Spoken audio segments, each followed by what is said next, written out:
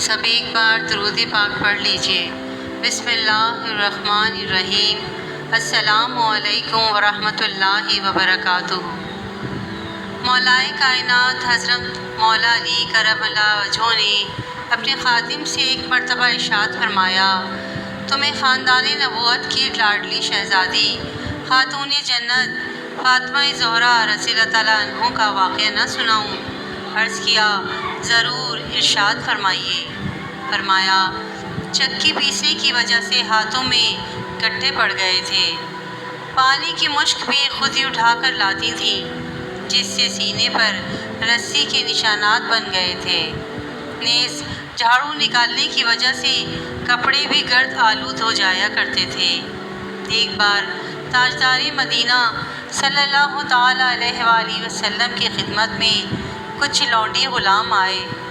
میں نے be be Fatima رضی اللہ تعالیٰ عنہ کو مشورہ دیا کہ موقع اچھا ہے، اگر تم اپنے بابا جان رحمت عالمیان صلی اللہ تعالیٰ علیہ وآلہ وسلم سے ایک خادم مانگ لو تو تمہیں کام کاج میں بہت آسانی ہو جائے گی۔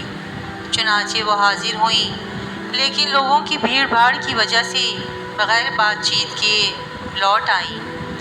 دوسرے دن سرکار صلی اللہ علیہ وآلہ وسلم خود بنفس نفیس گھر تشریف لے آئے اور استفسار فرمایا، کل تم کس لیے آئی تھی؟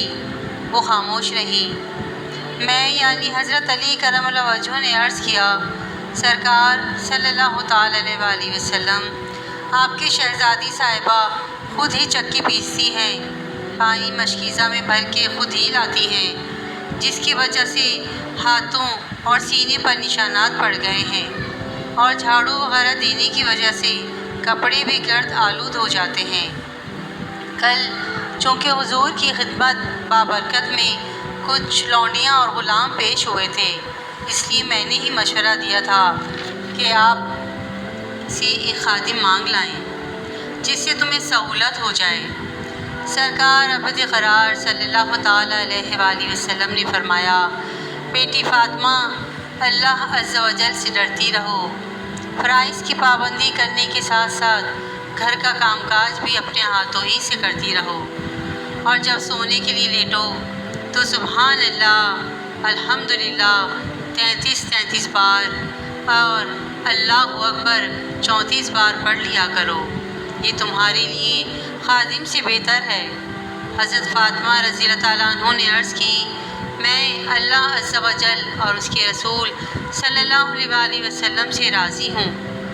دیکھا، اپنے اس مبارک واقعے سے گھرانہ نبوت کی سادگی کا بخوبی اندازہ کیا جا سکتا ہے۔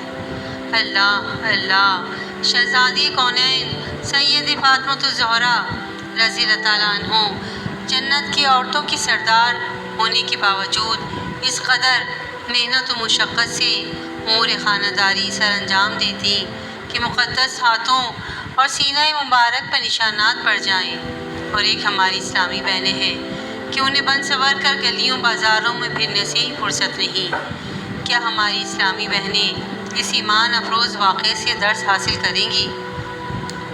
اس حقیقت سے اللہ عز و جل کے نیک بندے بخوبی واقف ہوتے ہیں کہ دنیا کی تکالیف عارضی ہوتی ہیں اور دنیوی تکلیف پر صبر کرنے پر کثیر اجر و ثواب ملتا ہے۔ جبھی تو ہمارے پیارے آقا صلی اللہ تعالیٰ علیہ وآلہ وسلم نے خاتون جنت اور اپنی لاڈلی بیٹی کو صبر ہی کی تلقین فرمائی۔ سبحان اللہ، کیا خوبصورت واقعہ ہے۔